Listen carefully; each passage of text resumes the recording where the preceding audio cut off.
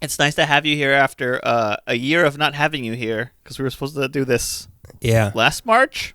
Well, when did your book come out? Last March.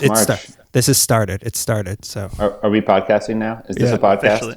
Yeah. wait, Do is you this feel thing it? on?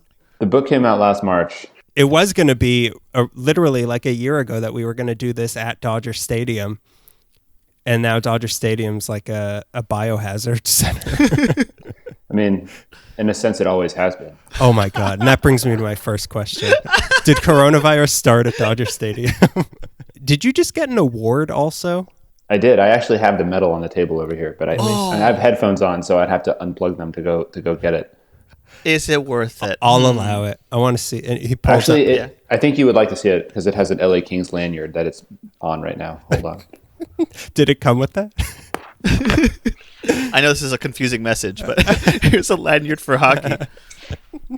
To the best goalie. He can't hear us. We'll edit his laugh. Oh, Okay. No, I couldn't actually hear you. So this is the Seymour Medal from the Society for American Baseball Research. Oh my God. wow, It's really big. Not to brag, but I opened up the envelope and I couldn't believe how large it was. You could you could use it as a Saber. coaster for like a It's very heavy? big beer. Oh yeah. No, it's heavy. a Mr. T style medallion. It I is. think I feel a little bit like Flavor Flav when I wear it. He won one of those awards too, didn't he? I think so. That's pretty. You're going to wear it? I'm actually not because it's uncomfortably. It's And they too also, big. they also gave me this crown.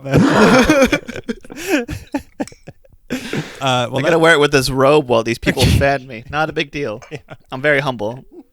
Just trying to live my best life in the pandemic. His personal trainer's rubbing his shoulders. His publisher's rubbing his shoulders. First about you, because I have to ask about you.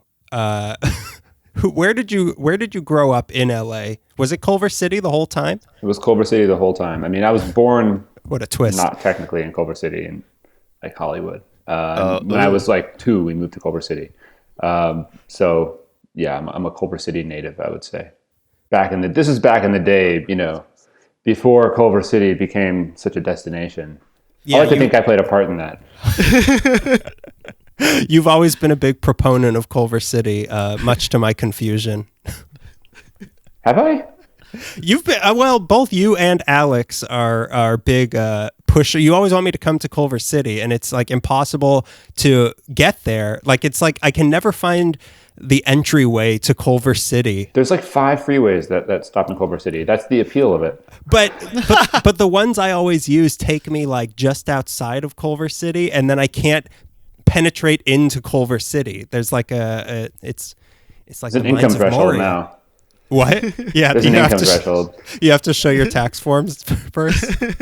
Starting in like 2009, that was the rule. That was your doing. The Nussbaum rule. But let's get it. I think I've already said this on the podcast before, but I've known Eric a very long time. Full disclosure, I've known you since how long? 2005 or 2006. 6, 5-ish, somewhere around there. Something like that. Okay, your book, like we said, it came out right at the beginning of when all this started. So which is so frustrating because I know you had this podcast lined up, I know that much, but you had like better things to do also, like the LA Times Book Festival, and you had a ton of really fun stuff planned, and then everything got screwed up. So what was it like promoting a book during this? It's hard to really compare it to anything because I haven't gotten to promote a book in any other way. Or been I've in only a ever pandemic. been a COVID book promoter. I was really excited about the LA Times Book Festival. I was going to be on a panel with Mike Davis, which was terrifying to me, but also kind of thrilling. Yeah. And it was going to be really cool. I don't know. I was excited about going to New York to talk at the Brooklyn Historical Society. It was making me feel like I was a little bit important. But Look how I will far say, you've fallen. I know. I've literally fallen to the exact same place I was when this all started. I think there's been some benefits to the whole promoting a book during the pandemic thing. The main one that I've sort of realized recently is that it's given me a productive outlet while I've been stuck at home. So I've been able to just like focus on, self-promotion as a way to stay sane. Yeah, you have been able to do more things since you could literally give an interview anywhere in the world from your home now. Yeah, and there's a benefit to that. Yeah. So you're lucky this pandemic hit, aren't you? Say it. Won't say it. I almost got him. Recording I didn't know three this was different going to be ways. a gotcha journalism kind of thing. That's the title of the Zoom meeting. It was just gotcha. What were you going to say, Greg? I was going to say your book came out the summer before the Dodgers won the World Series for 28 years? I think it was 32 years because it was the same, or 31 because it's the same. The last time they won was my birth year, so 88. Right. That's as much 88. as I know about the Dodgers. You're wearing a shirt that says Dodgers right now. I know, Greg got it for me. I'm wearing it for you, but it's a Kings logo that says Dodgers. So it's I recognize the Kings logo. It's my protest to you. It was kind of them. I was going to say, do you take credit for that? For giving all the minds on Dodger Stadium the Dodgers? I don't know if I take credit, but I do appreciate the generosity of the team to do something to help me promote my book. It was a weird thing because the Dodgers weren't participants in stealing home. They didn't really respond to my interview requests, and they have shown no interest in talking about the history that I talk about in the book. But in their own way, by winning the World Series, I hope they've helped a little bit with getting other people to talk about it. Did they really not want anything to do with it? No. Do you think it was just because who's Eric, or did they were ashamed or something like that? I don't think it was about me, in a good way or a bad way. I think it was more about that they don't really want to engage with this stuff, with these events. They're complicated and they're messy, and the Dodgers seem to prefer just ignoring it. I've heard from people who have been on the stadium tour that when you go on the stadium tour, they don't talk about what happened before. It's very much the official history. Huh. Right. So my assumption is that that's just their policy and that nothing would make them change it. I came up with really good questions, so I'm going to get to that later. But first, just tell us what your book is about for people who don't know. Sure. My book is about the long, messy events that preceded the construction of Dodger Stadium. LA Meekly listeners know that you guys have done an episode on this. That's another thing. Do you credit us a lot for this book also? You're in the acknowledgments. Yeah, we are. So I know you were fishing for that one, Dan. Just say it. The story is really, the book is about these three communities that used to be there where what we now call Chavez Ravine is. And in particular, one family called the Arechiga family that lived in Palo Verde, not Palos Verdes. So it follows this family as they, migrate from Mexico to Arizona into LA. They build a home. They establish a life in the city, dealing with all the structural racism, all the good and bad things about America for decades before, in the late 40s, the city leaders decide that the site of their neighborhood would be better served as the site of a very large public housing project.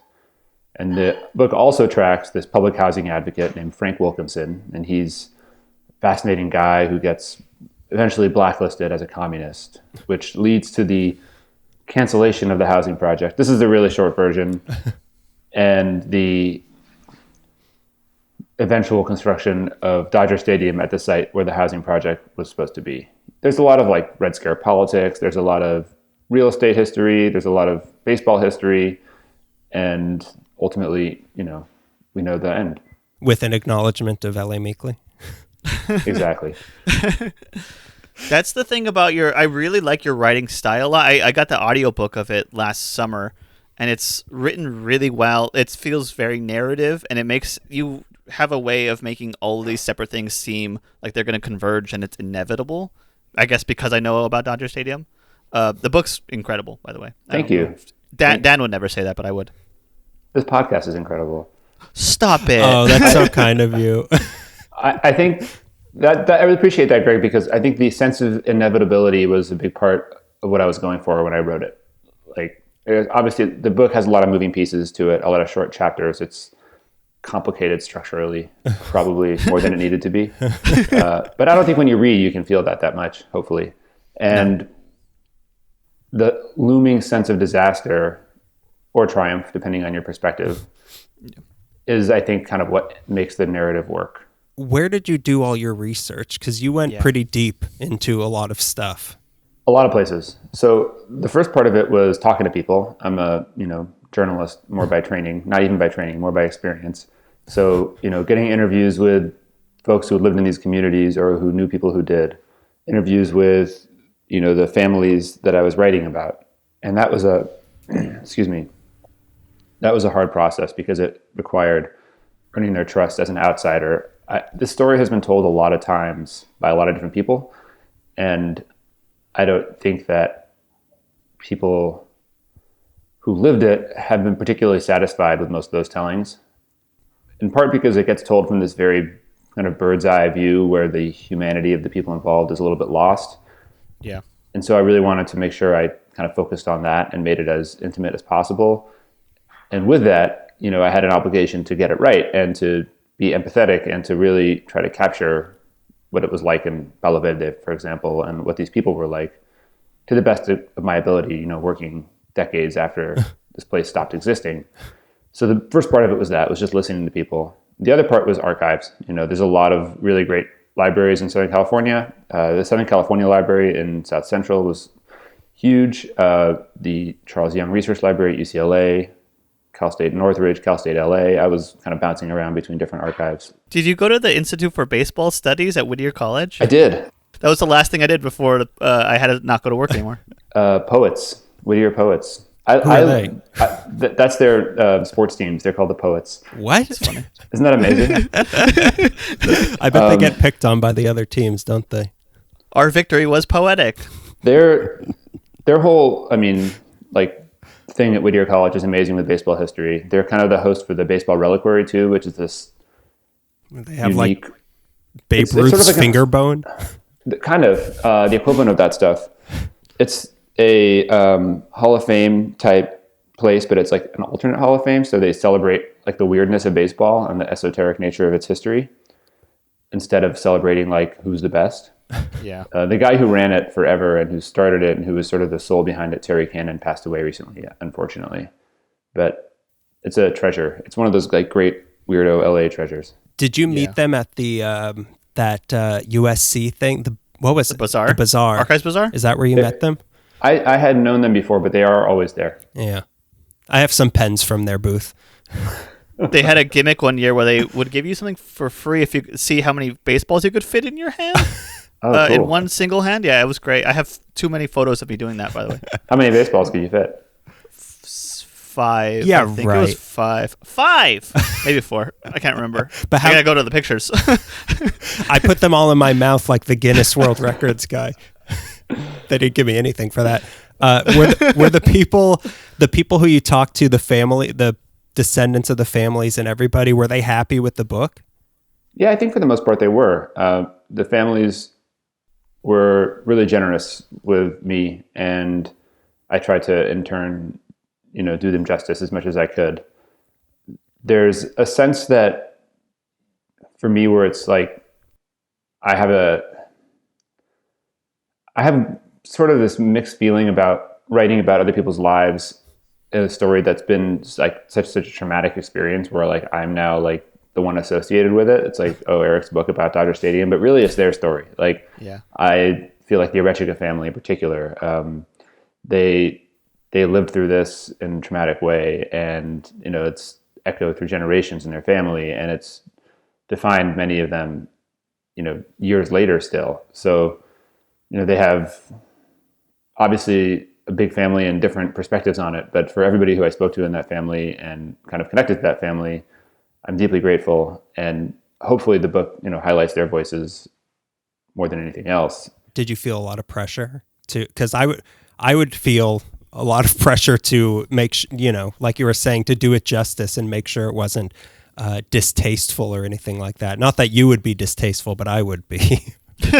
Every time you write about somebody else's life, you feel that. At least I do. I feel like the thing that animates me the most when I'm writing about somebody is just like wanting to like respect them on the page, right? Even if it's like saying something bad about them, but you have to say the bad thing, like talk about the flaws in a way that's accurate and true to how they really are or were, because otherwise, I don't know, it's just wrong. Like the idea of me giving somebody the chance to write about my life and like opening up to them about my family or me personally, it's a lot of trust to put in somebody else. And so when somebody puts that trust in me, I try to take it seriously. Do you think your biography's coming out soon? The Eric I Nusbaum hope not. I'm halfway through. I'm on the part where we're sharing. I need daily updates. Yeah, this is the midpoint, is this interview. This is the midpoint of your life. Surprise. That's I'm kind a of big heavy. I'm not pulling any punches on this one. I'm a big fan of the Ken Burns baseball series that came out. I forget when. It's fantastic, but they don't talk about the West Coast too often, and they leave out. I guess because I'm local, I live like really. I grew up like right around. I'm in Elysian Park, so I'm right around the corner from Dodger Stadium and Chavez Ravine. So a lot of locals know it. So I took a real issue with Ken Burns' thing not bringing it up. I guess what I'm trying to ask is like, is this a LA story or a baseball story or baseball history? What do you like kind of categorize it? Or is it sort of like everything? I guess it's a little bit of everything, kind of a mishmash. I think of it as being just like a story, like a good book, hopefully. That was my main goal. It's like, I want this to be, you mentioned a narrative, like I wanted it to feel like an emotional narrative and that you feel something at the end of it. Primarily, that was what I was thinking about. But from the baseball history side, I feel the same way as you, Greg. Like, it's always told from the East Coast perspective. I love the Ken Burns documentary too. There's a lot of great baseball books I love that practically don't mention California. There's books about the Brooklyn Dodgers moving to LA. There's so many books about the Brooklyn Dodgers.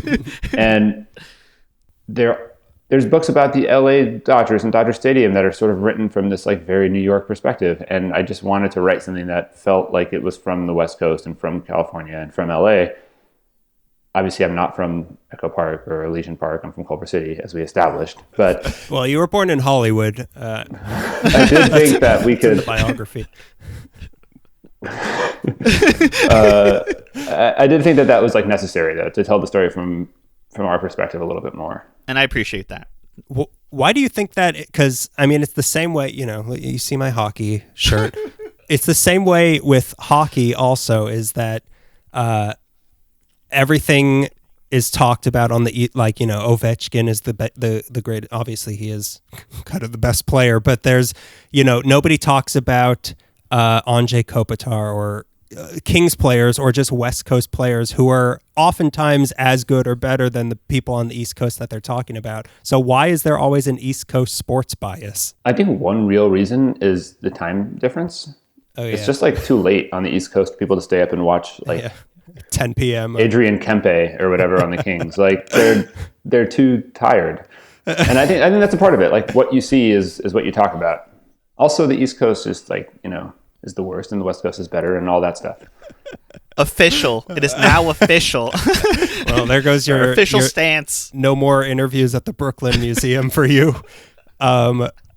Before we go deeper into the Dodger stuff, because you mentioned your previous journalism experience, which I was always so excited to hear who you were writing for. So tell us a little bit about what you did before this book. So I wrote an article about Anze Kopitar for Sports Illustrated once. That's the one Kings player I know. The one thing that Dan really wants to talk about.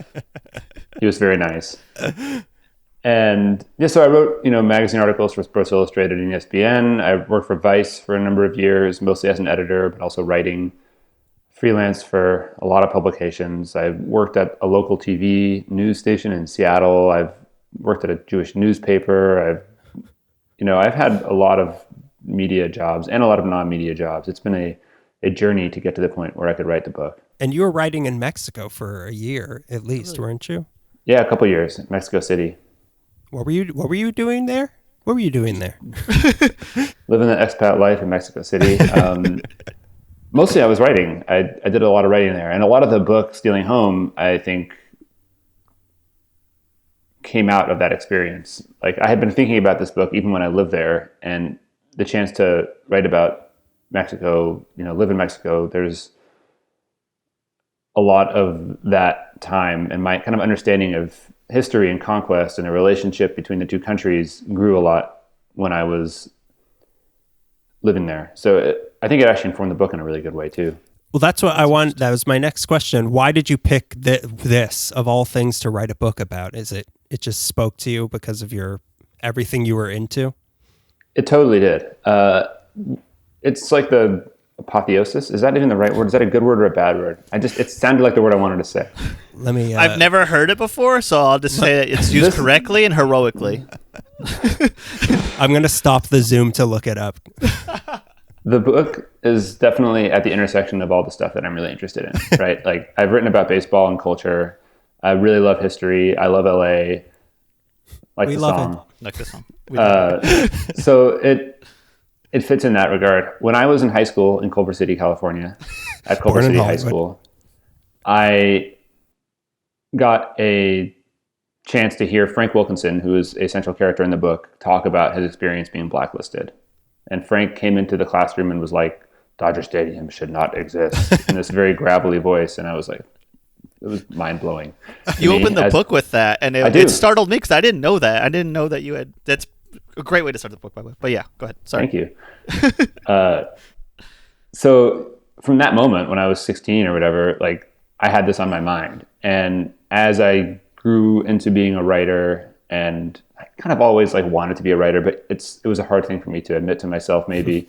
And when I finally got to that point where I was like, okay, I'm a writer now and I'm doing this, I knew this was the book I wanted to write. And I just kept on practicing until I was good enough to write it, I think. It was something I had tried to kind of start on a few times earlier, and I had never really found the momentum or found the interest or found the right way in, but I'm glad I did it when I did. Okay, so you liked the Dodgers growing up, correct? Yes. Or is there some into the microphone, a little closer into the microphone? Did all this research, learning all this stuff, change the way that you look at the Dodgers? Yes and no. Obviously it did. I spent years working on a book about the Dodgers. I learned a lot about the Dodgers, good and bad, and about the history behind the stadium and about the history of LA. But I wouldn't say it made me stop loving the Dodgers in the way I already did, because that relationship has evolved a lot over the years. My love for the Dodgers is part of who I am. It's part of my relationships with my friends and my family. But I've also been writing about baseball professionally for 10 years-ish. So your fandom evolves from that, right? You have to start holding things at more of a distance. You have to learn how to be critical of things. And I had already, I think, reached that point before I started the book. That all said, when you sit with somebody and they tell you about their house that was demolished to make way for what ultimately became a stadium, and you can go sit in the top deck and look out and see where the elementary school is buried underneath the stadium parking lot, yeah, it definitely changes your relationship with the team. That is complicated. Yeah. I had a teacher when I was at Trey Tech who refused to go to Dodger Stadium or even support the Dodgers because of what had happened. And I feel like that's a thing with a lot of local residents, is that they want to completely shun it altogether. It's very complicated to like them, knowing it. It's totally complicated, and it's a complicated thing because it's not just the Dodgers, right? The Dodgers are a part of the story, and I would say that they should be talked about as part of the story, but they're not the whole story. The whole story is LA itself, and institutional corruption and racism and the kind of misguided notions of supposedly progressive idealists and the rampant evil of real estate developers in early 50s LA. Like there's all these things that led into it. Yeah. So on one hand, yeah, like if you want to protest the Dodgers, absolutely. Like there's a group of descendants of the Arechiga family and the other families called Buried Under the Blue, right? And they are doing really great activism about tenants' rights in particular in LA from this tradition of, our family lost our home and we lost our community. And they talk about this history in a really, really lively way.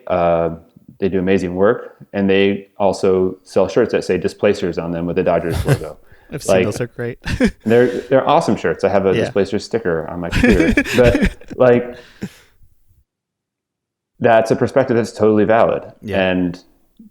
But they would also tell you that the Dodgers were a part of it, but it's not just about the Dodgers. It's about understanding all the forces that are coming to bear on us. Those are the forces of, late capitalism or whatever. They're the forces of how power gets wielded in cities and racism and corruption and just all the LA stuff and universal stuff. So the Dodgers are part of the story, but the Dodgers are not the whole story. That's what I was thinking. I don't know if your book solidified it in my brain, but it's sort of like almost every big LA story is a land story to me. Like land being taken or like the land being coveted. Space is like a weird issue in LA. They always talk about how vast the Southern California is, but we're always fighting for land and space near the the city center. It's true. And I kind of had those moments when I was writing about it, like the 50s city council stuff and the fights over housing. And I was like, God, this is just like every detective novel I've ever read about LA. Like I'm writing another Chinatown story, which is fun because it's like a great genre and I love that stuff. But you're also kind of I'm not even trying to fall into these tropes and they're totally just right here. That's Chinatown. It's Dodgertown. Dodger Nation. Forget it, Eric. That's Dodger Nation. One quick question before you jump in. It's a dumb question. I know you've been asked it before, and you've been very explicit about us not asking stupid questions. Did you grow up in Culver City? I did not say anything about that. Where exactly is Culver City? No. It's where the 405 and the 10 meet. Yeah, right. And what does that even mean? Those coordinates? I had another teacher gush about your title, which is perfect. How'd you come up with the title? My editor, Ben Adams, came up with the title. So he gets all the credit. And at first it was definitely going to be, I don't know. We didn't really know. We had a really hard time with it. And he kind of said it as a joke, like baseball pun, stealing home. And I was like, no way. We can't call it stealing home. It's funny because my mom had suggested Dugout as a title, Dugout for baseball. And I had this exchange with her. I was like, Mom, I'm not going to give my book a cheesy baseball pun for a title. At least not from you. Lo and behold, I did. Thank you, Mom. So it worked out great. It's a really good title. And I actually the reason I came to embrace it is as I started to think about all those Philip Marlowe books and stuff like that, and the somewhat noirish nature of the story. I was like, let's just go for stealing home. It works. Lean into it. The big stealing home. So my next question is, because you talked about how on the official history of the Dodgers, they don't talk about any of this, but so there's all this stuff with the Redskins. Is that even a baseball team? What's the baseball equivalent? What's the baseball Indians. Equivalent? Yeah, the Indians. And all of these teams in all sports that are facing change your name and all that sort of thing. Yeah. Is there going to be something like this ever for the Dodgers with this situation? There should be. The Dodgers, tout themselves as the, progressive organization, despite just signing Trevor Bauer. They have a tendency to talk about how global they are, and they really they go hard at promoting their Mexican American fan base, right? Viva los Dodgers and all that stuff. But on the one hand, that's all well and good, and they've had iconic players from Japan, Mexico, Dominican Republic, Korea, all these places. But on the other, they had Mexican Heritage Night on the 50th anniversary of the violent evictions of the Arechiga family, a couple of years ago. So there's going to have to be some kind of reckoning at some point, and I think it will happen soon. Last summer when the teams were all putting out their Black Lives Matter statements and, videos with the players talking about how much they valued Black lives. Like, that was the sign that, like, a sign to me that teams are being moved now by social movements and social events a little bit more maybe than before. And I think it's only a matter of time before the Dodgers start to be forced to reckon with this a little bit more. And I should also add, the city of LA needs to reckon with it, and the county of LA needs to reckon with it. Like, there needs to be official statements, there needs to be official movements towards some sort of reparation from city and county governments too. And I'm not really the one to talk about this. I'll also add that. Like, that's my opinion, but talk to Bear Down at the Blue or talk to people from those communities about what they think would be right. What could they even put at, I mean, you said reparations and that sort of thing, but is there something they could put at Dodger Stadium to, like, a plaque at least or something, or like a statue or anything? I think a plaque would probably not cut it. No, you're not seeing the plaque that we're seeing, though. This is a really big plaque. The thing has to be like a dialogue that starts like genuinely from a place of wanting to talk about this stuff and engage with it. And that's really like what needs to be the first step. I think anything could happen. Like, 20 years ago when they were under the Fox ownership, the Dodgers had a olive branch ceremony where they brought in some of the community members and to the little parish over in Solano Canyon, and they held this little ceremony where they handed an olive branch to, like, the community members. It was super corny and insufficient. And that's not the kind of thing you want to try to repeat. Like I said, this is a really big plaque that we have in mind, though. How do you feel about, like, Vin Scully being like, look, we're all looking out at this is my worst Vin Scully impression.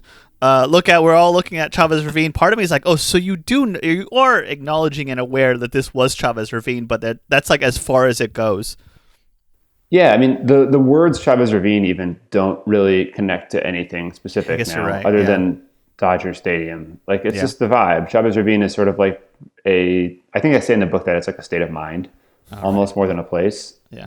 And to me, that's what it is. Like, the three neighborhoods, right? They had their specific names and their specific identities, of Palo Verde, La Loma, and Bishop. And the people who live there are proud of those neighborhoods and those identities. Like, somebody, you meet like a 90-year-old guy with a PV Palo Verde tattoo still. Like, these were real places, and it's important to differentiate between, like, the cotton candy skies of Chavez Ravine now with the physical manifestation of those neighborhoods as they existed 60, 70 years ago. I think you had even a chapter where you're saying, like, residents looked at this like or people who stumbled into it looked at it like it was a Shangri-La, and residents really saw it as a utopia, and Walter O'Malley and Frank Wilkinson all saw this area as something really special. And that kind of is weird to me. Not weird, special. I said special 3 times. It was a special place. Like, it was a utopia, and I think in, like, retrospect more than it was in reality. I think in reality what it was just a really, like, tight-knit neighborhood, and it was a great place to grow up for kids, right? You're in Elysian Park, basically. Mm-hmm. You have the hills at your disposal. Like, it was awesome. It was also a place that was starved for resources because the city didn't want to, like, give them better streetlights and bus service, and they had to fight for each one of those things that, a neighborhood in, I don't know, like Cheviot Hills or whatever would have gotten just fine. Yeah. So, there was poverty, and there was problems, and there was fights and normal stuff in any neighborhood. And there was also, beautiful homes that a lot of them are still standing in LA today because they got moved by trucks to different parts of the city.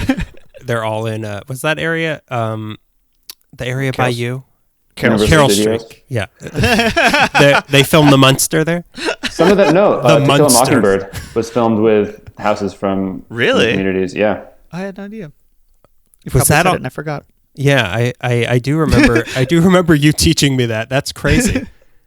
That's so weird. But is there ever how could there be enough pressure on the city to make a change? Because, like, the Black Lives Matter stuff was national, if not global, and so everyone had to address it. But this is a specific LA thing. Is there, like, what can people do to I don't know. put that pressure? I mean, I'm not really sure. I'm not the person maybe to best answer that question. You're all I've got. I think the most you can do is just talk about it and think about it. And when you get, politicians and people in power thinking about these issues, then you maybe have a chance to start to make a change. But for the most part, we're still dealing with these issues when it comes to housing, when it comes to gentrification, when it comes to sports stadiums, when it comes to all this stuff is still happening in LA. And there doesn't seem to be a lot of desire to change the paradigm. Yeah, that's weird because you mentioned the Dodgers saying, "Oh, we're a liberal organization," and then not addressing, not even a plaque for this. But the whole city of Los Angeles is, I don't think it's true, but everyone has this image that, oh, LA's so liberal, it's such a progressive place, but no, clearly not. There's different ways of being progressive. Also, first of all, one of the things that, and you guys talk about this a lot on the podcast, but that blew my mind as I was researching the book was just how conservative LA used to be. It was possibly the most conservative big city in America for 50, 60 years. And the power brokers in LA were these just crazy right-wing dudes who only work to line their own pockets at the expense of everything else. And they were very transparent about it, which is really a gift to researchers. But there's still a lot of legacy of that in LA. And it's also worth thinking about that the conservative liberal divide is not as simple as it seems, right? In the book, I talk about the Arechiga family, and they were conservative homeowners who became the target of a progressive idea in public housing. And when they were fighting to preserve their home and to stop the public housing project initially, their allies were conservative homeowners, not, the supposed progressives. And that was complicated. It's not as simple as here's the brown people and here's the white people. And these ideas are deeply ingrained into our city of the value of generational wealth and the value of owning a home and what that means and doesn't mean. And we have a tendency to kind of write it off, and people who are supposedly progressive will talk about growth and, needing to build more apartments and more transit. And I obviously think that's right on, but you also have to think about the communities that are there in place. You have to think about what you're costing people. You have to think about who these decisions are affecting. And it's not as simple as liberal conservative. It sounds simple. Sorry, I'm getting kind of heavy. I know this is a humor podcast. Greg, make a joke. So there was this bird's nest, right? No, I got nothing. If none of this had ever happened and the Dodgers never came to LA, would everyone just be an Angels fan, or what would be happening? Would it be the Chorrozeros? Everyone would be a Chorrozeros fan. Biggest team in LA. Hey, they were. I wish it was the Chorrozeros. I think it would probably be the Angels. Another team would have moved here. My headphones keep falling out. You keep watching me catching that earbuds. I think it would be probably some other baseball team would have just moved here in the 50s instead. So was it just inevitable? If it wasn't the Dodgers, it would have been the Greg, name another baseball team. Seattle Mariners. I mean, they didn't exist until the 70s, but Greg, name another baseball team. It could have been them. Hollywood Angels. No, I mean, it might have been them. It could have been one of the AAA teams from the Pacific Coast League, went to the majors. There's a lot of ways it could have happened. And it didn't have to be, where Dodger Stadium is right now. There was a lot of sites in the 50s and 60s that were pretty ripe for building a stadium. In Orange Grove, in Orange County, I could think of would have been a good place for a baseball stadium. Yeah. I mean, ironically, Walt Disney looked at the hills that became Dodger Stadium and decided it was too, not flat to build Disneyland there. He didn't understand that you could get bulldozers. I think the Orange Groves worked out pretty well for him. Yeah, I think he knows what he's doing. What other topics in LA are you interested in writing a book about? Podcasts. Well, there's two. You can pick one to do a book on. It's only two. I don't really have another LA book on my mind right now. What topics in LA would you want to see a book written about? That's a good question. You'd have to read a book, though. I realize this is a lot to ask. Yeah. It's not just an old article. Yeah. How about just like a video on KCET? Can you call Nathan Masters and make that happen? Oh, trust me, he returns all of my messages. I don't know. What would I can't think of. I always want to know more about the Sci-Fi Society meeting at Clifton's. I don't know why I'm so fascinated by that. All these dorks in the 50s who became like masters of their genre, getting free limeade and taking the bus or whatever at Clifton's. Clifton's is so fascinating as a place. I talk about it a little bit in Stealing Home, but like I wish I could read like a whole book. I mean, there is a book, but it's like a Clifton family official history, and it's interesting and good. But like a outsider history of Clifton's and cafeterias in LA actually would be awesome. I remember when we did a long time ago our episode of where Wyatt Earp came to Los Angeles. You were like, I should write a book about Wyatt Earp coming to Los Angeles, and that would, because that doesn't make any sense at all. That famed gunslinger Wyatt Earp came to LA. There's just all these weird people who you'd never expect that just kind of lived out the end of their lives in like the Rosecrans that we were talking about in the last episode. This Civil War Union general just kind of retired to Redondo Beach. I mean, it's a nice place to retire to, I guess. Have you seen the boardwalk? It's nice. It is. Hard to find a parking spot, though. Not back. The whole city was a parking spot back then. Are you going to do any book? Are you interested in doing another book on anything at all, or is it... I am, but I'd like to do another history book, but I'm not there yet in terms of like writing it or even talking about it. To be honest, not even with us. Not even with you. That's all my innovative questions I had written down. Do you have any more, Greg? Just stupid ones. What do you think about the cardboard cutouts last year at the stadiums during a COVID baseball season? They're fine. Okay, that's fine. I thought that's fair. They were fine. I didn't really have a strong feeling about it. It's better than empty seats, I guess. Yeah. My kids now, when they see baseball on, like to identify whether it's fake people or real people in the crowd. That's the thing I've noticed. Like they were with their grandparents watching a spring training game the other day, and our younger son Marco, who's 3.5, said, "Oh, those are fake people." And I looked at the TV, and they were.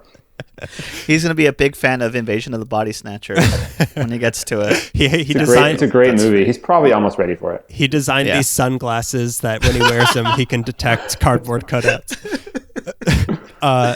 It was a very weird image when I first... That's it. It was very weird imagery first seeing it, but at the end of baseball season, I was like, yeah, it's actually a lot of fun to see these wacky things.